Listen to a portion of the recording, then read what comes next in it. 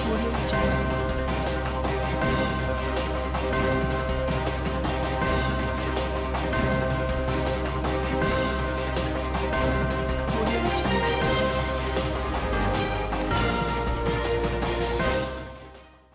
Leading news के YouTube channel को like करें, सब्सक्राइब करें और बेल आइकन पर क्लिक करें। अस्सलाम वालेकुम नाज़रीन, मैं हूं राजा असद। आप देख रहे हैं लीडिंग न्यूज़। आज जो शख्सियत हमारे साथ मौजूद है वो किसी तारफ़ की मुताज नहीं। राजा वाजिद कबीर मारूफ कारोबारी और समाजी शख्सियत गुज़श्ता 13 साल से शारजा में मुकीम हैं, अपने कारोबार से मुंसलिक हैं और कारोबारी दुनिया में इन्होंने एक बड़ा नाम बनाया है। बड़ी तवील जदोजहद के बाद ये मकाम हासिल किया। आइए हम इनसे पूछते हैं कि इस मकाम तक पहुंचने के लिए आपने क्या कुछ किया। अस्सलाम वालेकुम। वालेकुम अस्सलाम। कैसे हैं आप? Thank you. वाजिद भाई, बहुत तवील जदोजहद के बाद आपने यहाँ पर कारोबार एक सेटअप खड़ा किया है। अपने बारे में कुछ बताएंगे, अपना तारफ़, आपने बुनियादी तालीम कहाँ से हासिल की, कहाँ के रहने वाले हैं, ताकि नाज़रीन भी जान सकें। बिस्मिल्लाहिर्रहमानिर्रहीम। असद साहब, आपका बहुत बहुत शुक्रिया, आप तशरीफ़ लाए, और आपकी लीडिंग न्यूज़ का बहुत बहुत शुक्रिया और आपकी पूरी टीम का।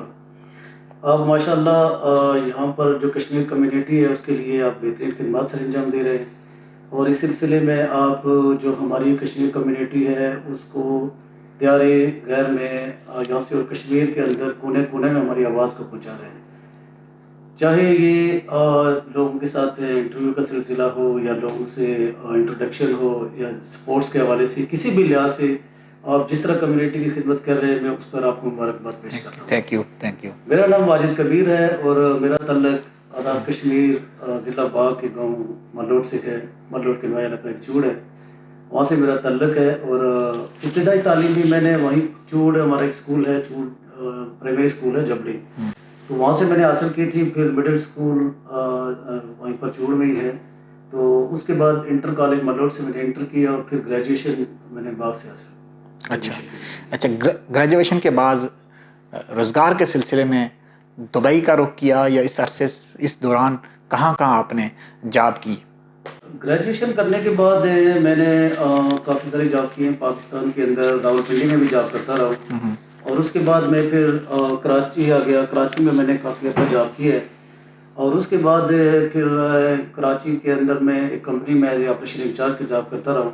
वहाँ पर तकरीबन 3-4 साल मैंने जॉब की है। और फिर उसके बाद फिर मैंने दुबई का रुख किया।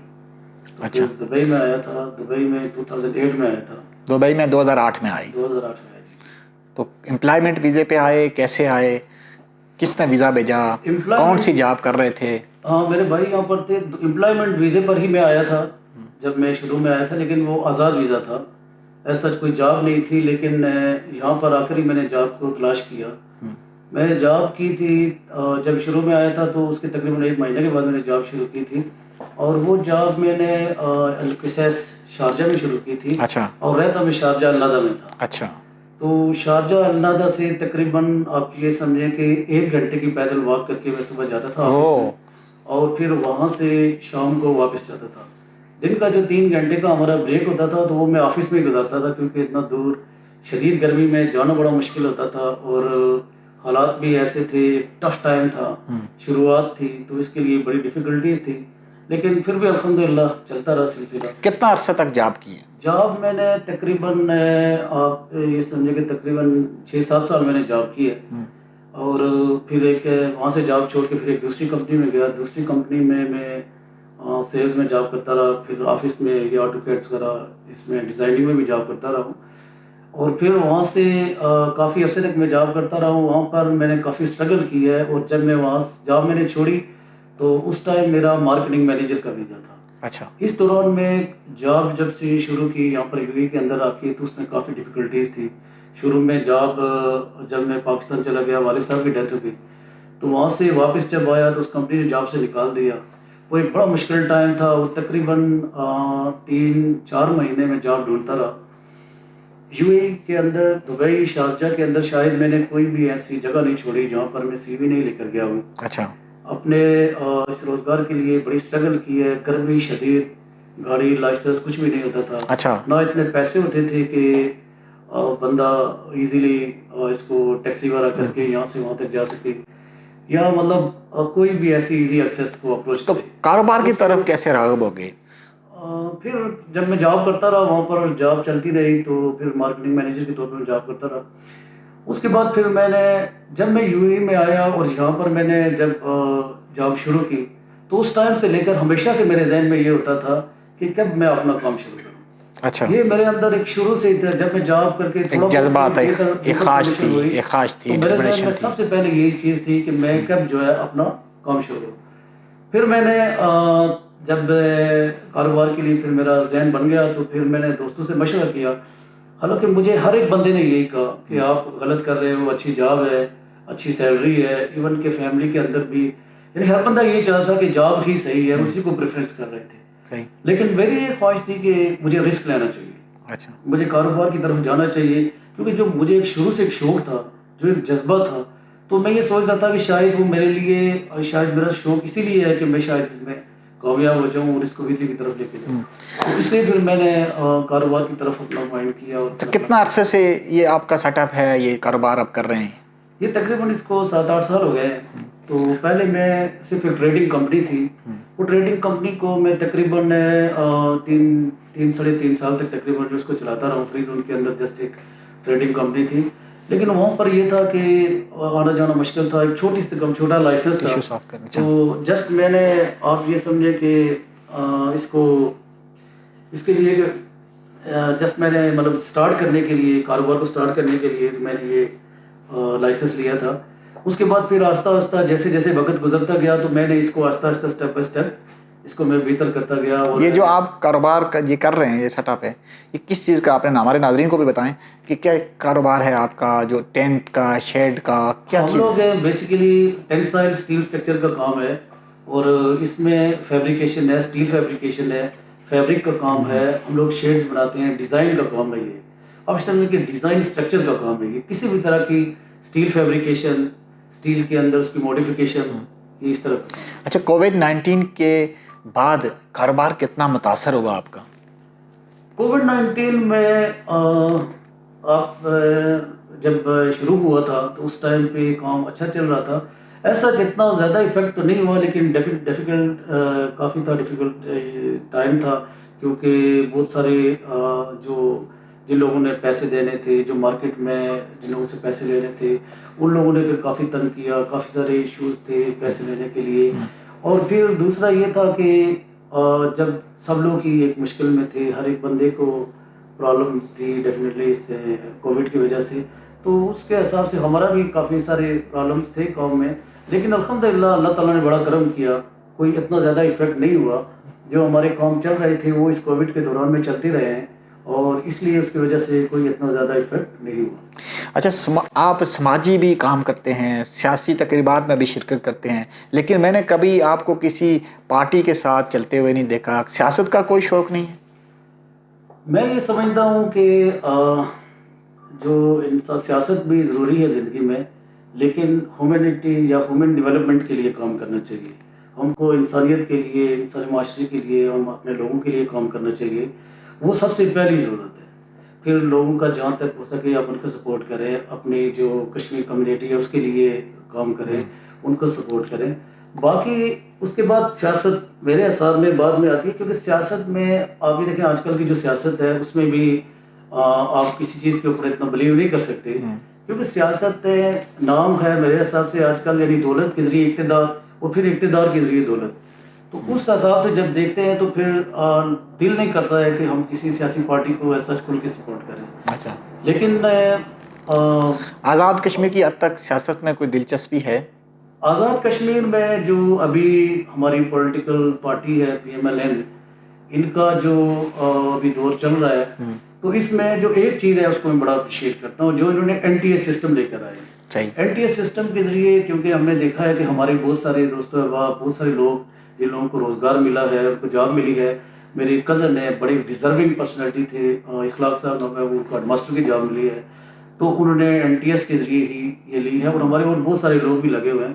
میں یہ کہہ رہا ہوں کہ یہ ایک ایسا بہترین طریقہ کار ہے کہ جس سے واقعی میں ٹیلنٹ جو ہے وہ ابھر کر آیا ہے، اور پہلے انہوں نے پرانے جو لوگ ہیں ان لوگوں کو بھی نکالا ہے، اور اس لیے میں کہتا ہوں کہ آزاد کشمیر کی پولیٹکس کے اندر بیسیکلی جو یہ ان کا میں کام ہے اس لیے، لیکن اوور آل میں سمجھتا ہوں کہ آزاد کشمیر کے اندر جو پالیٹکس میں ڈیفینیٹلی ہماری بھی ایک سوچ ہے، تو اس کے لیے انشاءاللہ ورک کریں گے۔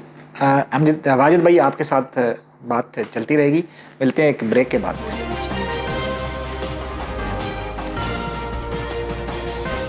پروگرام کے لیے تعاون کیا ہے العرب tent shed steel fabrication work بنانے والے ادارے العرب ٹینٹ شارجہ نے۔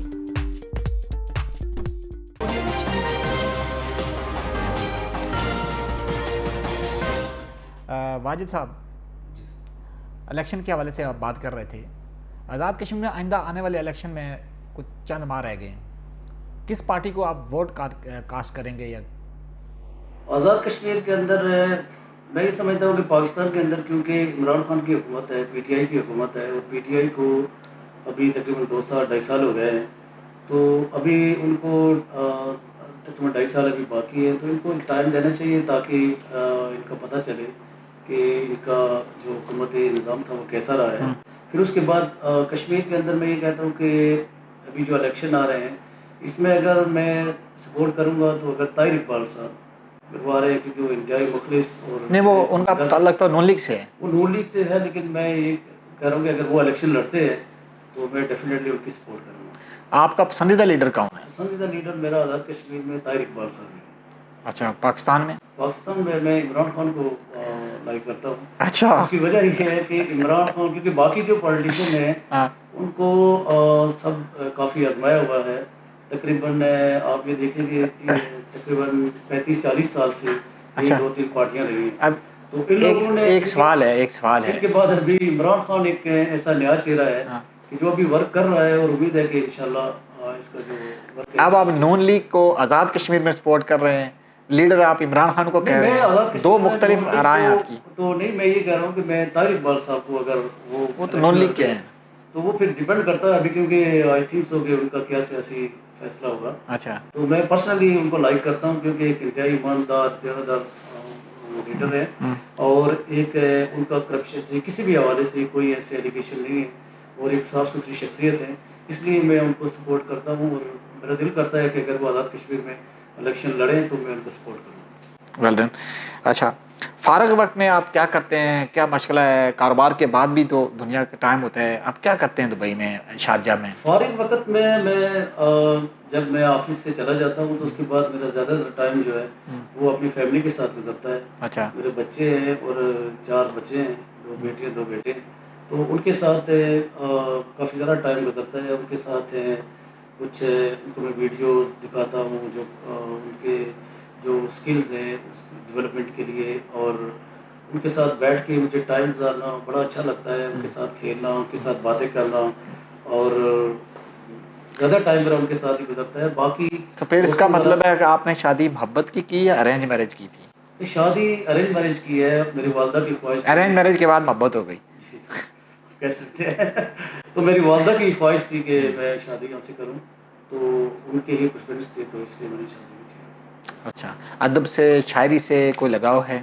ادب سے ڈیفینیٹلی ہر ایک بندے کو لگاؤ ہے، اور مجھے خصوصی طور پر کالج کے دنوں میں شاعری کو بڑا شوق ہوتا تھا، ابھی بھی مجھے کتابیں پڑھنے کا بڑا شوق ہے، اور ادب کے ساتھ کافی میری وابستگی ہے۔ میں ہمیشہ سے کتابیں پڑھتا بھی رہتا ہوں، گھر میں بھی رکھی ہوئی ہیں یا آفس میں بھی رکھی ہوئی ہیں۔ اچھا، ویل تو جب پیسہ دولت آتی ہے تو جذبات بھی تبدیل ہو جاتے ہیں، تو کہیں آپ کا دوسری شادی کا بھی ارادہ ہے؟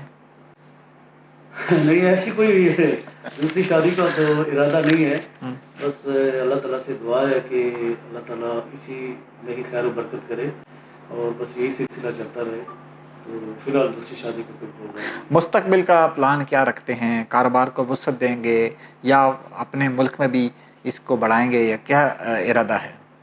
مستقبل کے حوالے سے کاروبار کے لیے ڈیفینیٹلی اس کو ایکسپینڈ کرنا ہے، ابھی کیونکہ ہمارے کام کا اتنا بڑا والیوم نہیں ہے یہاں پر، ہم سے ایسوسیٹ تقریباً 15-20 آدمی ہیں جو کام کر رہے ہیں، اور یہاں پر یہ جو کمپنی ہے اتنے بڑے پیمانے پر ابھی نہیں ہے، تو انشاءاللہ میری کوشش ہے کہ اس کو آگے لے کر جاؤں، اس کے لیے جتنی بھی ایفرٹ کر سکوں، जितनी भी मेहनत करूँ, और मेरा ख्वाब है कि मैं इसको बहुत आगे लेकर जाऊँ।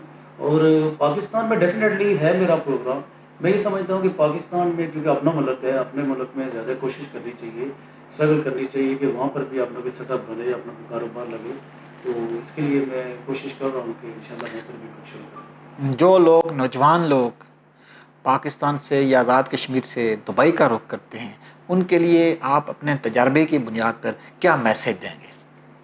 उनको मैं ये मैसेज दूंगा कि जब यूएई में आते हैं, डेफिनेटली शुरू में बहुत सारी मुश्किलात होती हैं, बहुत प्रॉब्लम्स होती हैं, तो आपने उसको बर्दाश्त करना है, और आपके अंदर एक डिटर्मिनेशन होनी चाहिए, मुसम्मम इरादा होना चाहिए, और आपको पूरी कोशिश करनी चाहिए, पूरे फोकस के साथ आपको काम करना चाहिए या कारोबार करें जिसमें भी हो।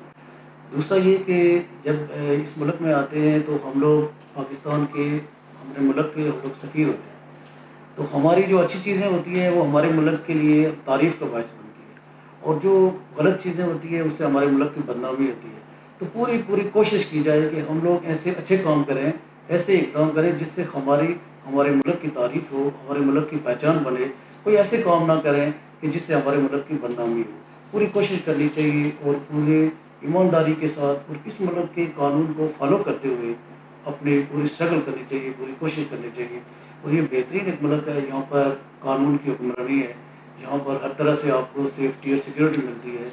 आप कुछ भी करना चाहते हैं, अगर आप जॉब करना चाहते हैं उसमें आगे निकलना चाहते हैं, कारोबार करना चाहते हैं उसमें आगे निकलना चाहते हैं, तो आपको बेहतरीन मौके मिलते हैं। तो ये जो मौके यहाँ पे मिल रहे हैं, पाकिस्तान या आज़ाद कश्मीर में क्यों नहीं मौके मिल पा रहे? पाकिस्तान आज़ाद कश्मीर के अंदर मैं ये समझता हूँ कि अभी जो सबसे बड़ी प्रॉब्लम है वो ये है कि जैसा हमारा जो हुकूमती निज़ाम है उसके तहत करप्शन एक बहुत बड़ा इशू है, क्योंकि जो गवर्नमेंट के जो प्रोजेक्ट्स होते हैं या जो एक मखसूस हैं किसी इदारे की जो फंडिंग होती है वो प्रॉपरली उसमें लगती नहीं है। जैसे एजुकेशन के लिए अगर एक बजट मुख्तस किया गया है तो वो पूरे का पूरा बजट उसमें लगता नहीं है। दूसरी बात ये है कि वहाँ पर तालीम की शदीद ज़रूरत है। हमारे मुल्क के अंदर तालीम की मैं ये कहता हूँ कि तालीम उस लेवल पर होनी चाहिए ताकि हर बंदे के अंदर एक ऐसा शऊर पैदा हो, ताकि वो उसी हिसाब से फिर अपने लीडरों को भी चुने, और फिर वो ऐसा निज़ाम लेकर आएँ कि जैसे यहाँ पर है बाहर दुनिया में है। इस सिलसिले में भी मैं तालीम के लिए भी मेरा एक प्रोग्राम है। मैं सोचता हूँ कि एक एजुकेशन फाउंडेशन बनाई जाए, यहाँ पर जितनी भी कश्मीर कम्युनिटी है उनको भी सबको मिलकर एजुकेशन के लिए काम करना चाहिए, क्योंकि सबसे इम्पोर्टेंट, सबसे ज़्यादा ज़रूरत एजुकेशन की है। जब एक तालीम याफ्ता हमारी कौम होगी तो तालीम याफ्ता फिर हमारे क्योंकि जो सियासत है उसमें भी फिर पढ़े लिखे लीडर आएंगे, पढ़े लिखे लोग आएंगे, वही फिर पार्लियामेंट में जाएंगे तो फिर वही कानून साजी करेंगे। तो इस तरह इंशाल्लाह बहुत सारी चीज़ें बेहतर होती जाएंगी, बेहतर होंगी। Thank you so much. बहुत शुक्रिया, आपने हमें टाइम दिया, बहुत शुक्रिया।